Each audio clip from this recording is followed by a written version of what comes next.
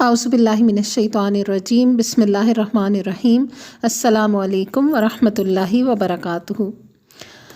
14واں سپارہ سورۃ الحجر سے ہم شروع کریں گے۔ سورۃ الحجر کی آیت نمبر 2 سے 14واں سپارہ شروع ہوتا ہے، لیکن ہم سورت کی ابتدا سے دیکھیں گے۔ بسم اللہ الرحمن الرحیم الف لام را تلک آیات الکتاب وقرآن مبین ربما یود الذین کفروا لو کانوا مسلمین ذرہم یأکلوا ویتمتعوا ویلہہم الامل فسوف یعلمون۔ الف لام را حروف مقطعات ہیں۔ یہ آیات ہیں کتاب الہی اور قرآن مبین کی۔ بعید نہیں کہ ایک وقت وہ آ جائے جب وہی لوگ جنہوں نے آج دعوت اسلام کو قبول کرنے سے انکار کر دیا ہے پچھتا کر کہیں گے کہ کاش ہم نے سر تسلیم خم کر دیا ہوتا۔ چھوڑو انہیں، کھائیں پئیں مزے کریں اور بھلاوے میں ڈالے رکھیں ان کو جھوٹی امید، ان قریب انہیں معلوم ہو جائے گا۔ تو سورت کی ابتدا میں ہی اصل موضوع کی طرف خطاب شروع ہو چکا ہے، اور یہاں پر بتایا گیا کہ اہل کفر جو ہوں گے نا، ربما یود الذین کفروا، اہل کفر کبھی کبھی وہ بھی وقت آئے گا کہ جب وہ یہ آرزو کیا کریں گے۔ کئی دفعہ ایسا ہوگا۔ کب وہ یہ آرزو کریں گے؟ یعنی موت کے وقت وہ جب فرشتوں کو دیکھیں گے، انہیں جہنم کی آگ دکھاتے ہیں، تو پھر وہ یہ تمنا کریں گے کہ کاش ہم مسلمان ہوتے، یا جہنم میں جائیں گے تب اس وقت یہ تمنا کریں گے کہ کاش ہم مسلمان ہوتے، یا میدان حشر میں یا حساب کتاب کے وقت جب کافر اپنا حال دیکھیں گے نا تو اس وقت یہ تمنا کریں گے کہ کاش وہ مسلمان ہوتے۔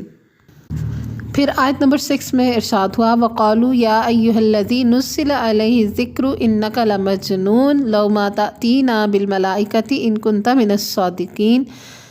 یہ لوگ کہتے ہیں اے وہ شخص جس پر ذکر نازل ہوا ہے، تو یقیناً دیوانہ ہے، اگر تو سچا ہے تو ہمارے سامنے فرشتوں کو لے کر کیوں نہیں آتا؟ تو اللہ نے فرمایا کہ ہم فرشتوں کو یوں ہی نہیں اتار دیا کرتے، وہ جب اترتے ہیں تو حق کے ساتھ اترتے ہیں اور پھر لوگوں کو مہلت نہیں دی جاتی۔ یعنی یہ بتا دیا گیا کہ ان کا مطالبہ ہر وقت یہ رہتا ہے کہ ہم تب پیغمبر کا حق ہونا مانیں گے کہ جب فرشتے ان کے ساتھ دیکھیں، تو فرشتے تو پھر ایسے لوگوں پر عذاب ہی لے کر اترتے ہیں، پھر اس وقت مہلت نہیں ملے گی۔ بہرحال اللہ نے اپنا فیصلہ بھی اسی آیت کے ساتھ سنا دیا، انا نحن نزلنا الذکر وانا لہ لحافظون۔ ہم نے اس قرآن کو نازل کیا ہے اور ہم خود ہی اس کے نگہبان ہیں۔ یعنی یہ ذکر جو ہم نے نازل کیا اور ہم اس کی حفاظت بھی خود ہی کرنے والے ہیں۔ چنانچہ قرآن جس طرح اترا تھا آج تک اسی طرح محفوظ ہے، ماشاءاللہ۔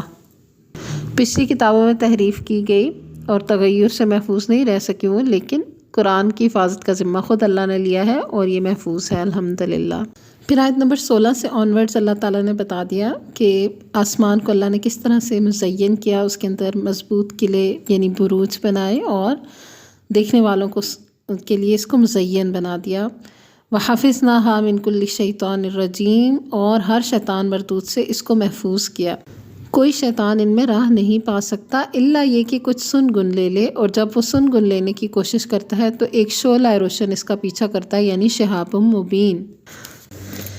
اس کا مطلب یہ ہے کہ شیاطین آسمانوں پر چوری چھپے باتیں سننے کے لیے جاتے ہیں جن پر شہاب ثاقب ٹوٹ کر گرتے ہیں، جن سے کچھ تو جل کر مر جاتے ہیں اور کچھ بچ جاتے ہیں اور بعض سن آتے ہیں۔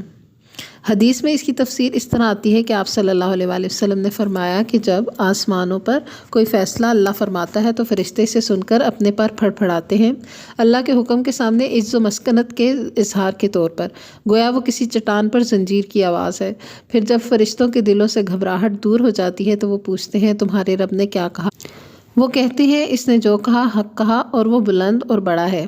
اس کے بعد اللہ کا وہ فیصلہ اوپر سے نیچے تک یکے بعد دیگرے سنایا جاتا ہے۔ اس موقع پر شیطان چوری چھپے بات سنتے ہیں، اور یہ چوری چھپے بات سننے والے ایک دوسرے کے اوپر آسمان دنیا تک چڑھے ہوتے ہیں اور وہ ایک آدھ کلمہ سن لیتے ہیں۔ ان کو تو شہاب ثاقب مارا جاتا ہے، اکثر دفعہ دوسرے کو بات منتقل کر دینے سے پہلے ہلاک ہو جاتا ہے، اور کبھی اپنے نیچے والے کو بات پہنچا دیتا ہے اور وہ اپنے دوست نجومی یا کاہن کے کان میں پھونک دیتا ہے، وہ اس کے ساتھ 100 جھوٹ ملا کر لوگوں کو بیان کرتا ہے۔ تو یہ ہے وہ سارا سلسلہ جس کے وجہ سے لوگ نجومیوں اور کاہنوں کے اوپر بلیو کر رہے ہوتے ہیں. اصل میں ان کے پاس بھی ادھورا علم ہوتا ہے. شیطان کی بات پکڑتے ہیں اور اس میں سوچ جھوٹ خود ملا کر پھر لوگوں کو بتاتے ہیں اور لوگ بڑے امپریس ہو رہے ہوتے ہیں. اسی لیے چونکہ یہ ادھورا اور ناقص ہے علم سارا، اسی لیے آپ صلی اللہ علیہ وسلم کی بہت سی اور حدیث میں پتہ چلتا ہے کہ اللہ تعالیٰ نے اس کو سیکھنے، سکھانے، عمل کرنے، یقین کرنے سے منع فرمایا ہے. حدیث میں آتا ہے کہ جس نے علم نجوم حاصل کیا اس نے جادو کا ایک حصہ سیکھ لیا، جتنا زیادہ سیکھے گا اتنا ہی جادو میں مبتلا ہوگا. تو بندوں کے پاس جا کر فال نکالنا، ہاتھ دکھانا، مختلف ستاروں کے ذریعے حالات معلوم کرنے کی کوشش کرنا غیب کے، یہ سب جو ہے وہ ممنوع امور ہیں، ان سے پرہیز ضروری ہے. اور بڑی اللہ تعالیٰ کی قدرت کی نشانیاں اس ساری صورت میں نظر آئیں گی. پھر زمین کا بتا دیا کہ اس میں پہاڑ بھی جمائے، زمین کو بھی پھیلایا، نباتات بھی اگائیں، معیشت کے سامان فراہم کیے. تو سب باتیں بتا کر فرما دیا ان کے رزاق تم نہیں ہو، تم ان کو رزق نہیں دیتے. یعنی رازق تو اللہ ہے نا، بندے تو نہیں کسی کے رزاق. اور یہ بھی بتا دیا کہ کوئی چیز ایسی نہیں جس کے خزانے ہمارے پاس نہ ہوں، اور جس چیز کو بھی ہم نازل کرتے ہیں مقرر مقدار میں نازل کرتے ہیں. تو ہر چیز اللہ تعالیٰ کسی حساب اور تناسب سے چلا رہے ہیں. لیکن خصوصاً یہاں پر اس سے مراد بارش بھی لی گئی ہے کہ اس کی بھی ایک مقرر مقدار ہے جس کے ساتھ اللہ سبحانہ وتعالیٰ اس کو نازل فرماتے ہیں. اور اس پر بہت سی نباتات اور جمادات کا زندگی جو ہے وہ ڈپینڈ کرتی ہے. اور یہ بھی بتا دیا کہ زندگی اور موت بھی اللہ کے ہاتھ میں، اور کون پہلے آ رہا ہے کون جا رہا ہے یہ سب کچھ اللہ کو معلوم ہے. سب اللہ کے دائرہ اختیار میں ہے اور سب کو اکٹھا بھی کرے گا، بے شک وہ حکیم اور علیم ہے. تو یہ ایسی کھلی کھلی آیتیں ہیں کہ جن کو پڑھ کر انسان خود بخود اللہ کے آگے اپنے آپ کو مزید عاجز محسوس کرنے لگتا ہے. تو یہ ان اہل مکہ کے لیے بھی ایک نشانی تھی یہ سب آیتیں. اس کے بعد انسان کی تخلیق کا بھی ذکر ہے کہ اسے سڑی ہوئی مٹی کے سوکھے گارے سے بنایا گیا، من صلصال من حمأ مسنون. اور دوسری طرف جنات کا ذکر ہے کہ ان کو آگ کی لپٹ سے پیدا کیا گیا. تو یہ سارا ذکر کر کے پھر اللہ سبحانہ وتعالیٰ نے تخلیق آدم کا بھی واقعہ بیان کیا. اور یہاں پر من حمأ مسنون، من صلصال من حمأ مسنون کا ذکر بار بار آتا ہے کہ سڑی ہوئی مٹی کے سوکھے گارے سے بنا انسان. 26 میں بھی اس کا ذکر آتا ہے من صلصال من حمأ مسنون. 28 میں بھی من صلصال من حمأ مسنون. پھر 33 میں بھی من صلصال من حمأ مسنون. یہ بار بار لفظ دہرایا گیا نا کہ انسان کو اپنی اوقات تو سمجھ آئے کہ وہ پیدا کس چیز سے ہوا ہے نا. جو اکڑ ہی نہیں سکتا اس کے لیے اکڑ زیب ہی نہیں دیتی نا. اچھا جی، یہ ذکر کر کے کہ اللہ تعالیٰ نے انسان کو سڑی ہوئی مٹی کے سوکھے گارے سے پیدا کیا، یہ بھی بتایا کہ جب اس کو پورا بنا لیا تو اس میں اپنی روح پھونک دی نا. پھر اس کے آگے سجدے میں جانے کا حکم ہوا باقی سب کو. تو یہ جو اللہ سبحانہ و تعالیٰ نے روح پھونکی نا اپنے پاس سے، تو یہ اس کو شرف بخشا اور پھر اس کو علم سکھا کے باقیوں پر فضیلت دی، باقیوں کو جھکنے کا حکم دیا اس کے آگے علم کی نسبت سے. تو یہ بھی اللہ نے بندے کو شرف بخشا. لیکن ابلیس نے جب انکار کر دیا سجدے سے تو وہ شیطان بن گیا اور اس کے اوپر قیامت کے دن تک اللہ تعالیٰ کی لعنت آئی اور وہ رحمت سے دور ہو گیا. اور اس نے یہ کمٹمنٹ کی کہ میں ضرور بضرور ان لوگوں کو بہکاتا رہوں گا. یعنی شیطان نے اب عہد کر لیا کہ میں تو ان بندوں کو بہکاؤں گا، لیکن ساتھ ہی اس نے یہ بھی تسلیم کیا کہ الا عبادک منہم المخلصین، تیرے ان بندوں کے سوا جنہیں تو نے ان میں سے خالص کر لیا ہو. یعنی جنہیں اللہ نے اپنے لیے خالص بنا لیا نا، ان تک اس کی اپروچ نہیں ہوگی. پھر تو اللہ نے بھی بتا دیا کہ ان عبادی لیس لک علیہم سلطان، بے شک جو میرے حقیقی بندے ہیں ان پر تیرا بس نہیں چلے گا. تیرا بس تو صرف ان بہکے ہوئے لوگوں پر ہی چلے گا جو تیری پیروی کریں، اور ان سب کے لیے جہنم کی وعید ہے. تو اب یہ جو اپنے اعمال کا ہر ذمہ داری اپنے برے اعمال کی شیطان پہ ڈالتے رہتے ہیں نا، تو یہ یہاں پر یہ فیصلہ بھی دیکھ لیں کہ اس نے خود بھی یہ بتا دیا تھا کہ جو اللہ کے لیے خالص ہوئے ہوں گے نا، جن کو اللہ نے اپنے لیے خالص کر لیا ہے، ان پر بھی اس کا زور نہیں چلے گا. اور اللہ نے بھی یہ بات بتا دی کہ جو میرے حقیقی بندے ہیں نا، یعنی اللہ کے حقیقی بندے ہیں، ان پر تیرا زور نہیں چلے گا. ہاں جو تیری پیروی کریں گے ان پر چلے گا.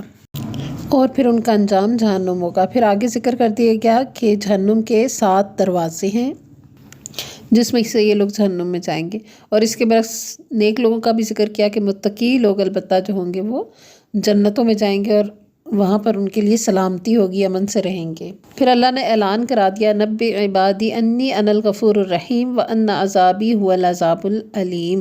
اے نبی صلی اللہ علیہ وآلہ وسلم، میرے بندوں کو خبر دے دو کہ میں بہت درگزر کرنے والا اور رحیم ہوں، مگر اس کے ساتھ میرا عذاب بھی نہایت دردناک عذاب ہے. یعنی کہ اللہ کو غفور الرحیم سمجھ کر گناہوں پر کمر نہ کس لیں، اور اگر غلطی سے کچھ گناہ ہو جائے تو اس کی بخشش طلب کریں. اس کو صرف یہی نہ سمجھے کہ وہ عذاب دیتا ہے بلکہ وہ معاف بھی کرتا ہے، تو اس سے توبہ کر لیں، اس کے استغفار کا دروازہ کھٹکھٹا لیں۔ پھر آگے حضرت ابراہیم علیہ السلام اور ان کے مہمانوں کا ذکر آیا، حضرت لوط علیہ السلام اور ان کی قوم کا بھی ذکر آیا، پھر اصحاب الحجر کا ذکر آیا، اصحاب الایکہ کا ذکر آیا، اور اصحاب الحجر کے نام پر ہی الحجر اس سورہ کا نام ہے۔ اور پیغمبروں کے واقعات بتا کر اور بہت سی گفتگو کر کے اللہ سبحانہ وتعالیٰ نے اپنے پیغمبر نبی صلی اللہ علیہ وآلہ وسلم کی دل کی ڈھارس بھی بندھائی، اور آخر میں یہ بھی فرمایا کہ فَاسْتَعْ بِمَا تُؤْمَرُ وَأَعْرِضْ عَنِ الْمُشْرِكِينَ، پس اے نبی جس چیز کا تمہیں حکم دیا جا رہا ہے اسے ہاں کے پکارے کہہ دو، اور شرک کرنے والوں کی ذرا پرواہ نہ کرو۔ تمہاری طرف سے ہم ان مذاق اڑانے والوں کی خبر لینے کے لیے کافی ہیں، جو اللہ کے ساتھ کسی اور کو بھی خدا قرار دیتے ہیں، عنقریب انہیں معلوم ہو جائے گا۔ تو یعنی جو پیغمبر کا مذاق اڑاتے ہیں تو اللہ نے ذمہ داری لی کہ ان کا تو حساب کرنے کے لیے ہم ہی کافی ہیں۔ وَلَقَدْ نَعْلَمُ أَنَّكَ يَضِيقُ صَدْرُكَ بِمَا يَقُولُونَ فَسَبِّحْ بِحَمْدِ رَبِّكَ وَكُن مِّنَ السَّاجِدِينَ وَاعْبُدْ رَبَّكَ حَتَّىٰ يَأْتِيَكَ الْيَقِينُ۔ تو یہ آخری آیات میں بہت گہرا سبق فرمایا، ہمیں معلوم ہے کہ جو باتیں یہ لوگ تم پر بناتے ہیں ان سے تمہارے دل کو سخت کوفت ہوتی ہے، دل تنگ ہوتا ہے۔ اس کا علاج یہ ہے کہ اپنے رب کی حمد کے ساتھ اس کی تسبیح کرو، اس کی جناب میں سجدہ بجا لاؤ، اور اس آخری گھڑی تک اپنے رب کی بندگی کرتے رہو جس کا آنا یقینی ہے۔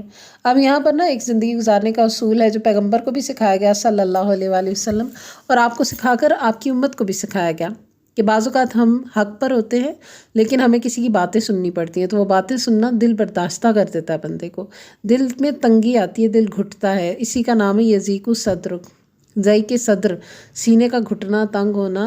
تو ان باتوں پر دل تنگ ہونے کے بجائے جب بھی کسی کی بات بری لگے تو اللہ کی تعریف اور تسبیح بیان کریں، سبحان اللہ و بحمدہ، سبحان اللہ العظیم ہی کہہ لیں، اللہ کی پاکی بیان کریں، اس کی حمد بیان کریں، بجائے اس کے کہ لوگوں کی باتوں پر پھر ان کی برائیاں کرتے رہیں یا اپنے دل کو تنگ کرتے رہیں، کیونکہ پاک تو اللہ کی ذات ہے اور تعریف بھی اسی کے لیے، اور اس کے آگے سجدہ ریز ہو جائیں، اس کی عبادت میں لگ جائیں، تو پھر یہ اللہ کا کام ہے کہ وہ کس طرح سے ان باتوں کو ہم سے ہٹا دیتا ہے۔ کر کے دیکھیں کیسا تجربہ رہے گا آپ کا، انشاءاللہ اللہ کے بتائے ہوئے احکامات پر عمل کر کے فائدہ ہی ہوگا۔ پھر اس کے بعد سورۃ النحل، اس صورت میں شرک کی تردید کی گئی، توحید کا اثبات آ گیا، دعوت پیغمبر کو نہ ماننے کے برے نتائج پر تنبیہ کی گئی، اور حق کی مخالفت اور مزاحمت پر زجر و توبیخ کی گئی۔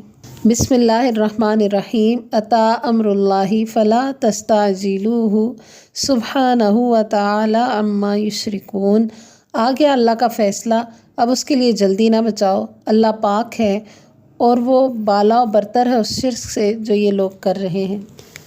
پھر اس صورت میں اللہ تعالیٰ کی کونی نشانیوں کا بہت سا ذکر ہے، مویشی جانوروں کا ذکر ہے جن سے کھانے پینے وغیرہ کے مختلف فائدے انسان اٹھاتا ہے، پھر وہ جانور جو گھوڑے خچر وغیرہ جو انسان کا بوجھ اٹھاتے ہیں ایک جگہ سے دوسری جگہ لے کر جانے کے کام آتے ہیں، ان کا بھی تذکرہ ہوا۔ پھر آسمان سے جو اللہ سبحانہ وتعالیٰ نے پانی برسایا، اس سے مختلف طرح کے پھل نکلے، اور ہر پھل مختلف، ہر پھل کا ذائقہ مختلف، رنگا رنگی میں ساری دنیا میں ہو گئی۔ پھر رات اور دن، سورج اور چاند اور ستاروں کا مسخر ہونا، یہ سب اللہ کے حکم سے ہے، اور مختلف طرح کے رنگوں کا ہونا۔ پھر سمندر اور اس کے عجائبات کہ وہاں سے موتی بھی نکلتے ہیں اور گوشت بھی نکلتا ہے، اس میں کشتیاں بھی چلتی ہیں۔ پھر پہاڑ اور نہریں اور چمکتے ستارے جو راستہ دکھاتے ہیں، یہ سب اللہ کی بہت بہت بڑی نشانیاں ہیں ان لوگوں کے لیے جو عقل سے کام لیتے ہیں۔ یعنی یہ سب نشانی ہوتی ہے کسی چیز کی یاد جو دلاتی ہے نا، تو یہ سب جو کچھ کائنات میں بکھرا ہوا ہے نا، یہ خود سے نہیں ہو گیا، اس میں سے ہر چیز اللہ سبحانہ وتعالیٰ کی وحدانیت کی یاد دلاتی ہے، اللہ کی کاریگری دکھاتی ہے۔ تو اگر کوئی کھلی آنکھوں سے دیکھے گا تو اس کو سمجھ آئے گا، اور اگر کوئی غفلت کی آنکھ رکھے گا اور دیکھے گا نہیں کچھ غور سے، تو پھر اس کو یہ نشانیوں کے بیچ میں سے ایسے ہی گزرنا ہوگا، اسے اللہ کی معرفت نصیب نہیں ہوگی۔ تو یہ نشانیاں جو ہمارے ارد گرد بکھری ہوئی ہیں، یہ ہمیں اللہ سبحانہ وتعالیٰ کی معرفت دیتی ہیں، پہچان دلاتی ہیں کہ اس کے کام کتنے پرفیکٹ ہیں، ہمارے فائدے کے لیے ہیں، اس کے احکامات بجا لانا ہمارے ہی فائدے کا ہے، جس طرح باقی سب نظام اس کے تابع ہے، ہمیں اپنی رضامندی سے اس کے تابع ہو جانا ہے۔ اور یہ سب ذکر کر کے آیت 18 میں فرما دیا وَإِن تَعُدُّوا نِعْمَتَ اللَّهِ لَا تُحْصُوهَا إِنَّ اللَّهَ لَغَفُورٌ رَحِيمٌ۔ اگر اللہ کی نعمتوں کو گننا چاہو تو گن نہیں سکتے، حقیقت یہ ہے کہ وہ بڑا ہی درگزر کرنے والا اور رحیم ہے۔ اور ساتھ ہی شرک کی تردید کر دی گئی کہ اللہ کی تو یہ تخلیقات ہیں، تو جن کو شریک ٹھہراتے ہیں ان کے پاس تو کوئی ایسا اللہ کا مقابل وہ ہے ہی نہیں کچھ ان کے پاس خصوصیت۔ پھر آیت نمبر 40 میں اللہ تعالیٰ کی یہ قدرت کاملہ بھی بتائی کہ انما قولنا لشیء اذا اردناہ ان نقول لہ کن فیکون۔ ہمیں کسی چیز کو وجود میں لانے کے لیے اس سے زیادہ کچھ نہیں کرنا ہوتا کہ اسے حکم دیں ہو جا اور بس وہ ہو جاتی ہے۔ تو اللہ کہتے ہیں کن فیکون، تو بس وہ ہو جاتی ہے۔ جب اللہ کہتا ہو جا تو ہو جاتا ہے۔ اللہ تعالیٰ کسی سبب کا محتاج نہیں ہے، اللہ ہر محتاجی سے پاک ہے، اللہ ہر شے پر قادر ہے۔ پھر ہجرت اللہ کی راہ میں کرنے والوں کے لیے دنیا کی بھلائی اور آخرت کے اچھے انجام کی بشارت دی گئی۔ پھر اہل مکہ کا ایک یہ جو عقیدہ تھا، عقیدہ بد، کہ وہ کہتے تھے کہ فرشتے اللہ کی بیٹی ہیں، اس کی تردید کی گئی کہ اپنے لیے تو بیٹی ہو جائے، تو اس کو وہ پسند نہیں کرتے یہ کہلانا، تو اللہ کے ساتھ ایسی نسبت کرتے ہیں۔ اس سے مراد یہ نہیں ہے کہ اللہ تعالیٰ نے بیٹیوں کو ناپسند کیا ہے، بلکہ مراد یہ ہے کہ اہل مکہ کے عقیدے کی تردید کی ہے کہ جس کو اپنے لیے باعث کمزوری سمجھ کر وہ پسند نہیں کر رہے، اس کو اللہ کی بیٹی کیسے کہہ رہے ہیں، اور اللہ تو ہر بیٹی بیٹے ہونے سے پاک ہے، وہ تو اکیلا ہے اور اس کا کوئی ہمسر نہیں ہو سکتا۔ پھر آگے کچھ اور کونی نشانیوں کا ذکر کیا اللہ سبحانہ و تعالیٰ نے۔ مثال کے طور پر یہاں پہ مویشی انعام کا ذکر آیا، اور ان کے اندر سے جو خالص پینے کا دودھ اللہ سبحانہ و تعالیٰ انسانوں کو مہیا کرتے ہیں وہ اس کا تذکرہ ہوا۔ پھر شہد کی مکھی کا ذکر آیا جس پر اس سورت کا نام ہے النحل، کہ وہ کس طرح اللہ تعالیٰ کے حکم اور اشارے سے شہد بنانے کا عمل ترتیب دیتی ہے، پھلوں اور پھولوں سے جا کر رس چوستی ہے، اور پھر انسانوں کے لیے ایک ایسی لیکوڈ چیز، ایک ایسا مشروب اس کے اندر سے نکلتا ہے جو شفاء للناس ہے، لوگوں کے لیے شفا کا سبب ہے۔ حدیث میں یہ بھی آتا ہے کہ مومن کی مثال شہد کی مکھی کی طرح ہے جو پاکیزہ چیز کھاتی ہے اور پاکیزہ ہی پھل دیتی ہے۔ اور ایک حدیث میں یہ بھی بتا دیا کہ شفا 3 چیزوں میں ہے، شہد پینے میں، بچنے لگوانے میں اور داغنے میں، مگر میں اپنی امت کو داغنے سے منع کرتا ہوں۔ پھر آیت نمبر 79 میں پرندوں کے بارے میں بھی یہ تذکرہ آ گیا کہ الم یروا الی الطیر مسخرات فی جو السماء، کیا ان لوگوں نے کبھی پرندوں کو نہیں دیکھا کہ فضائے آسمانی میں کس طرح مسخر ہیں، یعنی وہ کتنے یوز ٹو ہیں، اڑتے ہیں، ادھر سے ادھر آتے جاتے ہیں، وہ تو انجوائے کرتے ہیں اپنی لائف کو۔ ما یمسکہن الا اللہ، ان کو اللہ کے سوا کیا کسی اور نے تھام رکھا ہوتا ہے؟ اللہ کے سوا کون ہے جو ان کو وہاں تھامتا ہے؟ کوئی بھی نہیں۔ تو یہ جو گریویٹیشنل فورسز بھی ہیں، جو سسٹم ہے ہوا کا، ان کے پر جیسے بنے ہوئے ہیں، یہ سب نظام اللہ ہی نے تو بنایا ہے۔ پھر اس کے بعد اور بھی ذکر آ گیا کہ واللہ جعل لکم من بیوتکم سکنا، کہ اللہ نے تمہارے گھروں میں تمہارے لیے سکون کا سبب بنایا، اللہ نے تمہارے لیے تمہارے گھروں کو جائے سکون بنایا۔ اب یہاں پر بھی بہت اصلاح ہوتی ہے ہمارے اس طبقے کی جو کہتے ہیں گھروں میں کیا رکھا ہے، یہ دین کا کام کرنے لگے تو گھروں کو کوسنے لگتے ہیں، دنیا کا کام کرنے لگے تو گھروں کو کوسنے لگتے ہیں۔ گھر اللہ نے نعمت بنایا، واللہ جعل لکم من بیوتکم سکنا، اور اس نے تمہارے لیے تمہارے گھروں کو جائے سکون بنایا ہے۔ ایک بہت خوبصورت دعا بھی سکھائی گئی، اللہم اغفر لی ذنبی ووسع لی فی داری وبارک لی فی رزقی، اے اللہ میرے لیے میرے گناہ بخش دے اور میرے لیے میرے گھر میں وسعت پیدا فرما، اور میرے لیے میرے رزق میں برکت عطا فرما، آمین۔ اور اس دعا کے بارے میں یہ بھی آتا ہے کہ اس دعا نے تو کسی چیز کو چھوڑا ہی نہیں، یعنی ایک جامع دعا ہے یہ۔ تو گھر اگر اللہ کی اطاعت کے ساتھ ہوں تو یہ تو جائے سکون ہی ہوتے ہیں۔ اور پھر ان گھروں کا بھی ذکر کیا گیا جو کہ پرماننٹ نہیں ہوتے، یعنی عارضی طور پہ سفر کے دوران بنائے جاتے ہیں جانوروں کی کھالوں وغیرہ سے، تو ان کا بھی ذکر یہاں پر آ گیا۔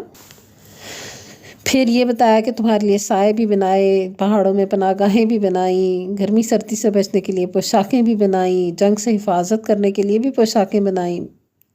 اس طرح اللہ تعالیٰ نے کذالک یتم نعمتہ علیکم لعلکم تسلمون، اس طرح وہ تم پر اپنی نعمتوں کی تکمیل کرتا ہے شاید کہ تم فرما بردار بنو۔ تو یہ اتنی ساری نعمتیں اس صورت میں گنی گئیں، اتنا کثرت سے ذکر آیا کہ یہ بھی یہ بھی یہ بھی سب، اس کی وجہ کیا ہے؟ لعلکم تسلمون، تم سر تسلیم خم کر لو، اتنی نعمتیں تمہیں دے رہا ہے، اس کے آگے جھک جاؤ۔ پھر چند جملوں میں پورے معاشرے کی اصلاح کر دی گئی، آیت نمبر 90 میں ان اللہ یأمر بالعدل والاحسان وایتاء ذی القربی وینہی عن الفحشاء والمنکر والبغی یعظکم لعلکم تذکرون۔ اللہ عدل اور احسان اور صلہ رحمی کا حکم دیتا ہے اور بدی اور بے حیائی اور ظلم و زیادتی سے روکتا ہے۔ وہ تمہیں نصیحت کرتا ہے تاکہ تم سبق لو۔ اللہ کے عہد کو پورا کرو جبکہ تم نے اس سے کوئی عہد باندھا ہو، اور اپنی قسمیں ان کے پختہ کرنے کے بعد توڑ نہ ڈالو جبکہ تم اللہ کو اپنے اوپر گواہ بنا چکے ہو۔ اللہ تمہارے سب افعال سے باخبر ہے۔ تو ان آیات میں پورے معاشرے کا ایک اصول بتا دیا گیا جس پر ایک اچھے معاشرے کی بنیاد ہوتی ہے۔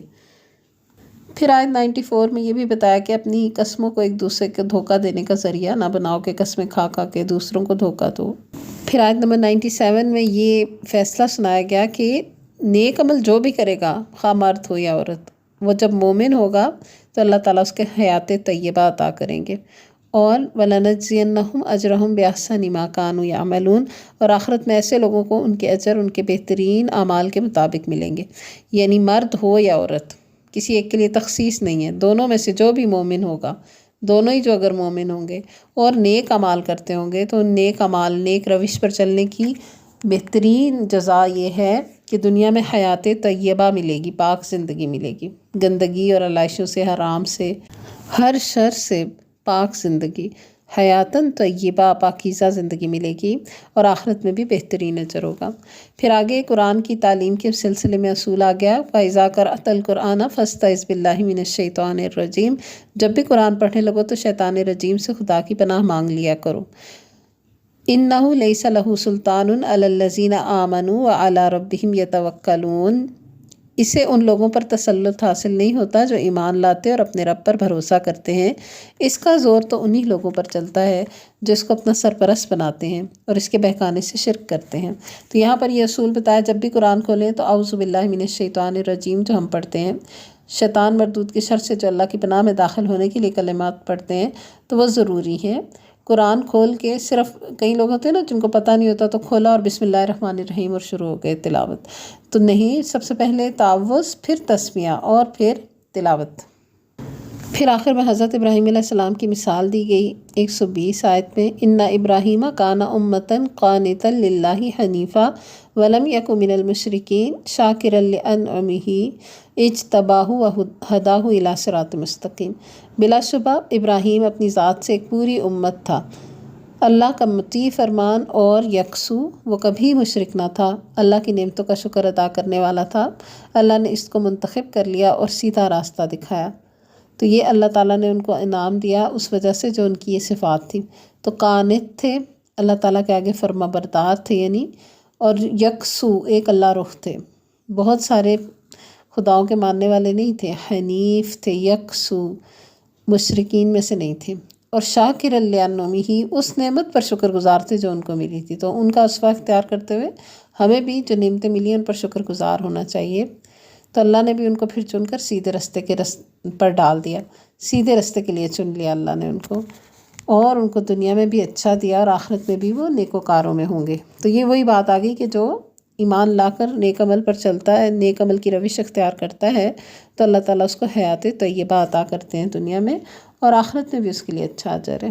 اور پھر آپ صلی اللہ علیہ وآلہ وسلم کو وحی کے ذریعے آپ کو اور آپ کی امت کو یہ بتا دیا گیا کہ ملت ابراہیمی ہی کی پیروی کرنی ہے، کیونکہ وہ یکسو تھے اور مشرک نہیں تھے۔ تو ہمارا کام کیا ہے؟ اللہ رخ ہونا اور اللہ کے ساتھ کسی معاملے میں کبھی کسی کو شریک نہ کرنا۔ پھر آیت نمبر 125 میں یہ بتا دیا کیا ہے، اللہ تعالیٰ کے کام کی طرف بلاؤ، اللہ کے رستے کی طرف بلاؤ، حکمت اور اچھی نصیحت کے ساتھ، اچھے طریقے سے اللہ کے رستے کی طرف بلاؤ، اور ساتھ ہی صبر کی بھی تلقین کی گئی۔ اور صبر کرنا بھی کیوں ہے؟ وَاصْبِرْ، صبر کیجئے، وَمَا صَبْرُكَ إِلَّا بِاللَّهِ، اور آپ کا صبر اللہ کے ساتھ ہے، اللہ کی وجہ سے صبر کرنا، اللہ ہی کی توفیق سے صبر کرنا، اور ان پر غمگین نہ ہو اور ان کے لیے سینہ تنگ نہ کریں جو یہ چالیں چلتے ہیں۔ إِنَّ اللَّهَ مَعَ الَّذِينَ اتَّقَوْا وَالَّذِينَ هُمْ مُحْسِنُونَ، بلا شبہ اللہ ان لوگوں کے ساتھ ہے جو تقوی سے کام لیتے ہیں اور احسان کی روش پر عمل کرتے ہیں۔ تو ادعو الی سبیل ربک کی حکم پر عمل کرتے رہیں حکمت کے ساتھ، اچھی نصیحت کے ساتھ، صبر کے ساتھ، اور اللہ کے راستے کی طرف لوگوں کو بلائیں، قرآن کی طرف بلائیں، لیکن ٹونٹ کر کے نہیں، تانا دے کر نہیں، بلکہ حکمت کے ساتھ، اچھی نصیحت کے ساتھ، اور صبر خود کریں اللہ کی خاطر، کیونکہ تقویٰ کی روش پر اور احسان کی روش پر چلنے والوں کے ساتھ ہوتا ہے اللہ۔ تو جس کے ساتھ اللہ ہو اسی کو کامیابی ہوتی ہے۔ وآخر دعوانا ان الحمد للہ رب العالمین، سبحانک اللہم و بحمدک، نشہد ان لا الہ الا انت، نستغفرک و نتوب الیک۔ السلام علیکم ورحمۃ اللہ وبرکاتہ۔